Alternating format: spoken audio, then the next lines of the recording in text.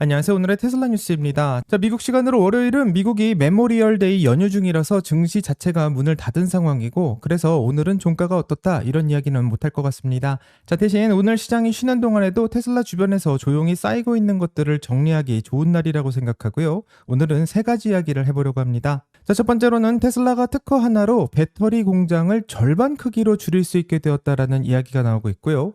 이 두 번째로는 6월 12일 스페이스X가 상장을 하려고 하는데, 정작 S1 서류에서는 첫날이 함정일 수 있다라는 이야기도 나오고 있습니다. 자, 세 번째는 가장 주목을 받고 있지는 않지만 상징적인 한 줄이 있는데요. 어떤 이야기인지는 영상 끝에서 확인해 보도록 하겠습니다. 자, 그럼 끝까지 함께 해주시길 바라고요. 그럼 출발할게요.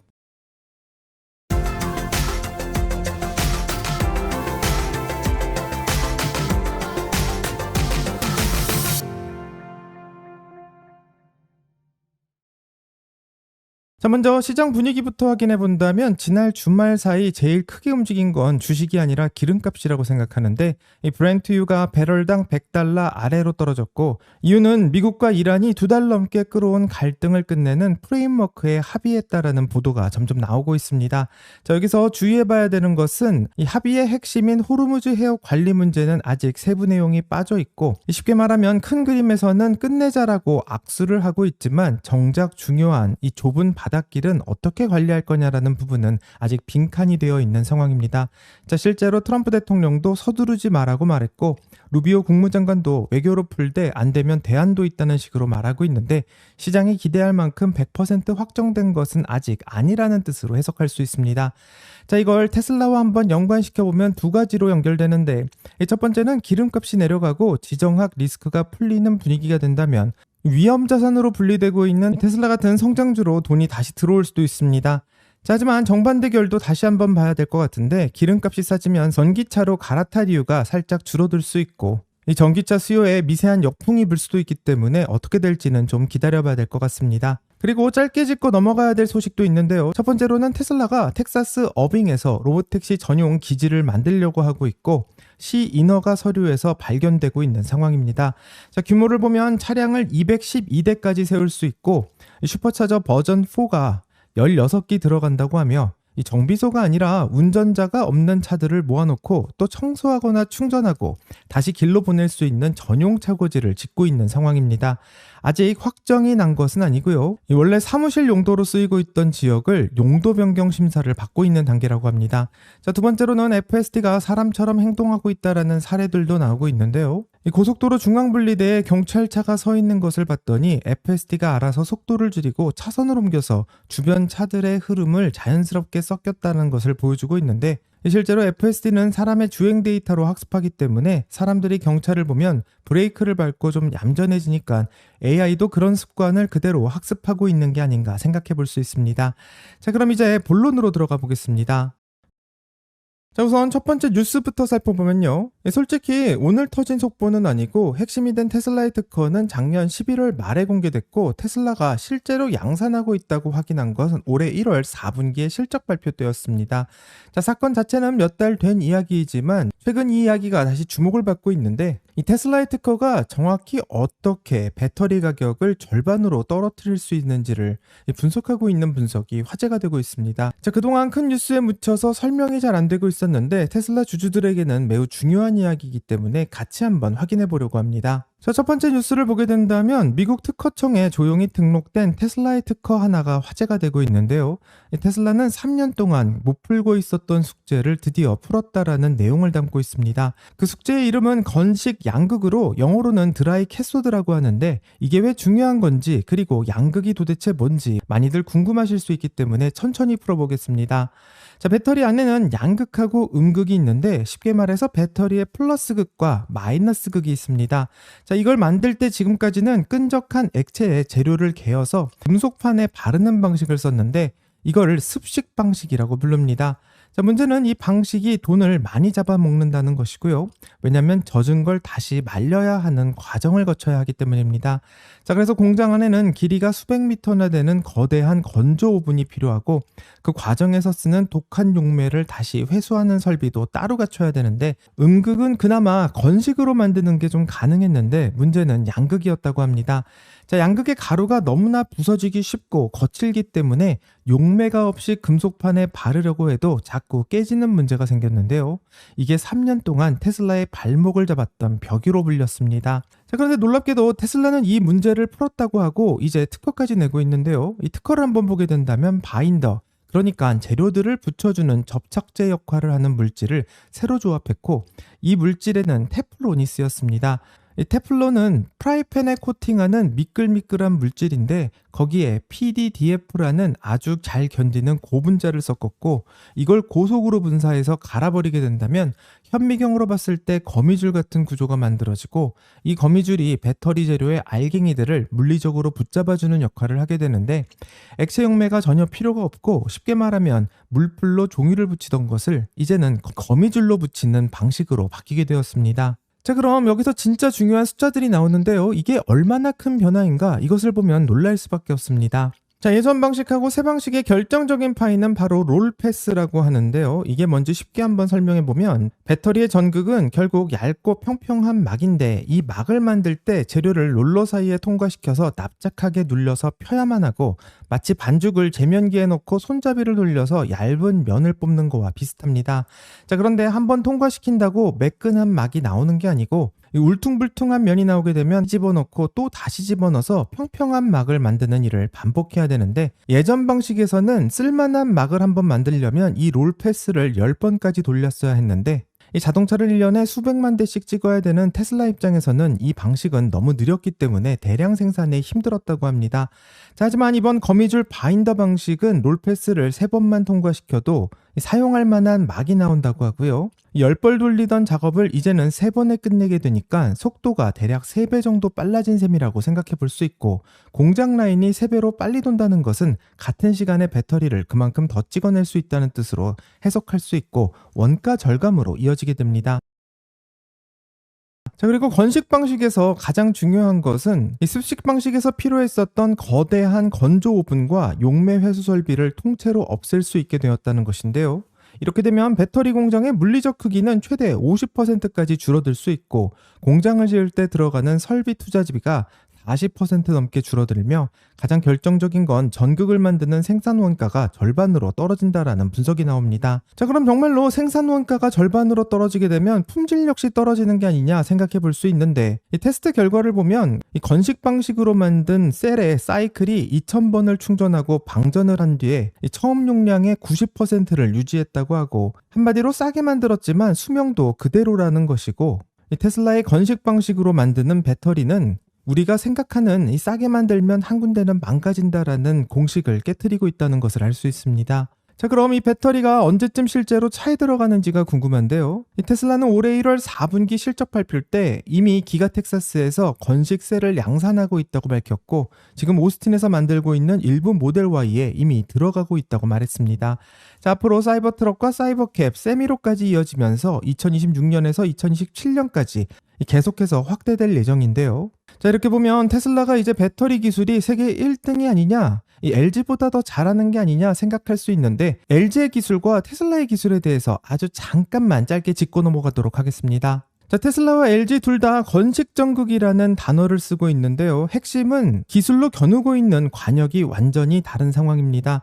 자, 테슬라는 건식 공정을 지금 쓰고 있는 4680 배터리, 그러니까 기존의 리튬이온 배터리의 원가를 낮추는데 그 목적을 두고 있고, 반면 LG는 건식 공정을 차세대 배터리를 개발하는 도구로 쓰고 있는데, 이 전고체 배터리를 만들기 위해 건식 공정을 하겠다라고 말하고 있습니다. 자, 전고체는 배터리 안에 액체 전해질을 고체로 바꾼 것이고, 더 안전하고 에너지를 많이 담을 수 있기 때문에 꿈의 배터리라고 불리고 있는데, 안타깝게도 만들기가 훨씬 어렵고 비싸기 때문에 LG는 바로 이런 비싼 공정을 건식으로 만들겠다라는 전략을 가지고 있습니다. 자, LG의 로드맵을 보면 전기차용 전고체 배터리는 2029년, 로봇용 배터리는 2030년 상용화를 목표로 하고 있는데요.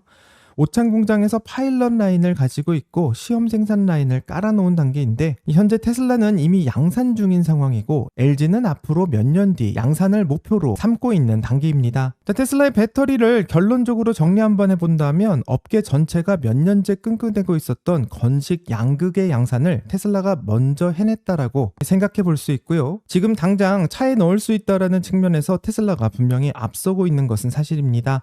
현재 LG는 전고체 배터리를 가겠다라고 말하고 있고, 이 도요타와 삼성, 중국 업체까지도 모두 전고체 배터리의 개발에 박차를 가하고 있는데, 실제 개발 목표보다 훨씬 더 미루어진 적이 많기 때문에 정말로 LG가 전고체 배터리를 개발하게 될지는 좀 기다려봐야 된다고 생각합니다.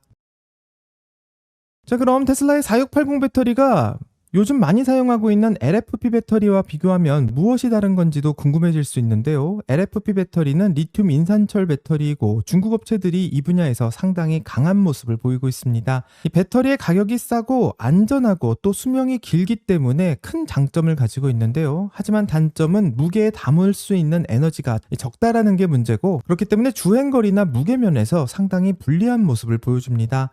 자, 반대로 테슬라가 밀고 있는 니켈 계열의 4680 배터리는 에너지를 더 많이 담아서 주행거리하고 무게에 유리하지만 비싸다라는 약점이 있었는데요. 자, 그런데 테슬라는 건식 양극 방식으로 이 비싸다라는 약점을 정확히 때리고 있는 것이고, 쉽게 말해서 LFP가 가지고 있는 유일한 무기가 가격이었다면 테슬라는 이제 니켈셀의 원가를 낮추면서 그 가격 차를 줄이겠다라고 말하고 있습니다. 자, 에너지는 훨씬 더 많이 담으면서 가격 차이는 좁히는 쪽, 이 테슬라가 현재 노리고 있는 그림은 바로 이것이라고 생각하고요. 이런 테슬라의 생각은 세미트럭하고도 연결될 수 있습니다. 자, 4680 셀의 확대 적용 대상에는 사이버 트럭과 사이버 캡 그리고 세미가 들어가 있는데, 이 세미가 왜 중요하냐면 트럭은 승용차보다 훨씬 큰 배터리를 싣게 되고 차 한 대에 들어가는 셀이 수십 배이기 때문에 셀 하나당 원가와 그 생산 속도가 승용차에서보다 세미에서 훨씬 더 결정적으로 작용합니다. 자, 그렇기 때문에 테슬라가 건식 셀을 양산할 수 있다는 것은 현재 테슬라가 세미 트럭을 연 5만 대를 대량 생산하겠다라고 말하고 있는 것과 맞물려져 있다고 생각하면 되고요. 점점 더 세미 트럭을 대량 생산할 수 있는 조건이 만들어지고 있다, 이렇게 생각하는 것이 좋다고 생각합니다. 자, 그럼 배터리 이야기는 여기까지 정리하고요. 이제부터는 스페이스X의 상장 이야기로 다시 한번 다뤄보도록 하겠습니다. 자, 스페이스X 상장 이야기를 하면 얼마짜리 회사가 되느냐, 이런 이야기를 반복하려는 게 아니라 오늘은 그래서 스페이스X를 언제 사야 되느냐, 여기에 한번 초점을 맞춰보겠습니다. 자, 일정부터 정리하면 S1이라는 상장 서류가 5월 20일 공개되었고, 투자자들을 대상으로 회사를 소개하는 로드쇼는 6월 초부터 시작될 예정이고요. 가격은 6월 11일에 정해지고 나스닥의 거래는 미국 시간으로 6월 12일부터 티커 SPCX로 거래되게 됩니다. 현재 밸류에이션은 1.75조 달러에서 2조 달러를 목표로 하고 있는데, 이게 현실이 된다면 역사상 최대 규모의 IPO가 될 것이고, 현재 SEC의 심사와 시장의 상황에 따라서 바뀔 수 있지만 대략적인 일정은 이렇게 진행될 것 같습니다. 자, 개인 투자자 입장에선 이런 초대형 IPO는 공모주의 90% 이상을 큰 기관들이 다 가져가지만 현재 스페이스X의 공모 물량 중 30%는 로빈후드나 피델리티, 찰스 슈왑 같은 이 기관에서 직접 거래하겠다라고 말하고 있고요. 쉽게 말하면 해외에 있는 개미 투자자도 기관과도 같은 출발선에 설 수 있다는 소리로 들리게 됩니다. 자, 이렇게 들으면 6월 12일 날 스페이스X를 사면 되겠다라고 생각할 수 있는데요. 하지만 S1 서류를 자세히 읽은 사람들에게는 조금 다른 이야기가 들린다고 합니다. 자, 이게 무슨 말이냐면 보통 IPO에는 락업이라는 게 있는데, 이 락업을 쉽게 설명하면 이 회사의 내부자들, 그러니까 창업자나 초기 투자자들이 이 주식을 상장 직후에 바로 팔지 못하게 일정 기간 동안 묶어놓는 것을 말합니다. 자, 왜냐면 이 사람들이 상장하자마자 매도를 해버리면 주가가 폭락할 수 있기 때문인데요. 보통은 락업 기간이 180일, 그러니까 6개월 정도를 걸어놓고 있는데, 이 스페이스X는 이렇게 한 덩이에 6개월짜리로 묶지 않았다라고 하고, 골드만삭스하고 모건 스탠리가 이끌고 있는 주관사들이 락업을 여러 단계로 쪼개서 시차를 두고 푸는 구조로 설계했다고 합니다. 자, 회사가 분기 실적을 발표할 때마다 조금씩, 그리고 주가가 공모가보다 일정 수준 이상 오르게 된다면 또 조금씩 이렇게 단계적으로 풀리게 설계했다고 하는데, 일론 머스크의 지분만 조기 해제해서 완전히 빠졌고 6개월 내내 잠겨 있다고 합니다. 자, 그러면 이렇게 쪼개진 구조 내에서는 매물이 한 번에 쏟아지지 않는 대신 6개월에 걸쳐서 계속 나오게 되는데요. 쉽게 말하면 한 방에 터지는 폭탄이 아니라 6개월 내내 조금씩 새어나오는 수도꼭지 같다고 생각할 수 있습니다. 자, 그래서 6월 12일 상장이라는 사건을 놓고 호재 쪽과 악재 쪽의 시선이 좀 나눠지는 것을 볼 수 있는데, 6개월 내내 매물이 단계적으로 계속해서 나온다라는 것은 주가 입장에서는 위로 올라가려고 할 때마다 계속 누가 물량을 던지는 셈이고요. 쉽게 말해서 주가가 상승하려고 할 때마다 큰 물량이 나올 수밖에 없는 구조라는 것을 이해해야 된다고 생각합니다. 그리고 현재 우려되고 있는 것은 적자도 생각해 볼 수 있는데요. 스페이스X는 직전 분기에 47억 달러를 벌면서도 43억 달러의 적자를 내고 있긴 한데, 왜냐면 미래에 엄청난 투자를 하고 있고 또 xAI의 인수 합병으로 인한 부분도 있기는 합니다. 자, 미래를 위한 투자로 보게 된다면 호재라고 생각할 수 있지만 당장의 수익성으로 보면 부담으로 작용할 수 있는데, 6개월 뒤에 단 하루 만에 큰 폭탄이 터지는 위험은 없다라고 호재라고 생각하시는 분들도 있지만, 이렇게 락업이 쪼개져 있다라는 것이 오히려 악재라고 생각하시는 분들도 있기 때문에 이번 스페이스X에 대한 결정에 대해서는 충분히 생각해 봐야 될 거라 생각합니다. 하지만 많은 분들은 현재 테슬라의 배터리 기술도 좋아 보이고 스페이스X가 IPO하는 것도 괜찮다고 생각하지만, 정작 중요한 것은 테슬라 주가가 크게 상승하지 못하는 것을 좀 아쉬워하실 수 있는데요. 현재 많은 분들이 스페이스X가 상장하게 된다면 테슬라의 돈이 그쪽으로 다 빠져나갈 수 있다라는 큰 걱정을 하시고 있지만, 테슬라가 들고 있는 스페이스X의 지분이 처음으로 시장에서 그 가격을 확인해 볼 수도 있는 것이고, 또 스페이스X의 상장 이후에는 이 합병에 대한 이야기가 본격적으로 나올 것이기 때문에 테슬라의 가치는 어느 정도를 평가받게 될지, 또 스페이스X의 가치는 어느 정도 평가를 받을지에 따라 이 많은 이야기가 나올 것이라고 보게 됩니다. 자, 오늘 영상을 정리하면 테슬라의 배터리 이야기와 스페이스X의 IPO에 대한 이야기로 이 사실들을 좀 확인해 봤는데요. 재미있는 것은 테슬라 경영진이 차세대 로드스터를 텍사스에서 만들기로 확정했다고 하며 알파 프로토타입이 이 주행 테스트를 돌고 있다고 밝혀 큰 화제가 되고 있기도 합니다. 앞으로 몇 달 안에 많은 것들이 펼쳐질 것이라는 말을 하고 있기 때문에 조만간 공개되지 않을까라는 기대까지 해볼 수 있는데요. 현재 6월에는 스페이스X의 상장이라는 큰 이벤트가 있고, 연말로 가게 되면 점점 더 많이 생산되게 되면서 과연 원가 절감엔 어떤 도움을 주게 되는지 숫자로 확인할 수 있을 것입니다. 자, 그리고 또 로드스터 역시 나올 것을 예상하고 있기 때문에 기대를 해볼 수 있게 하는데요.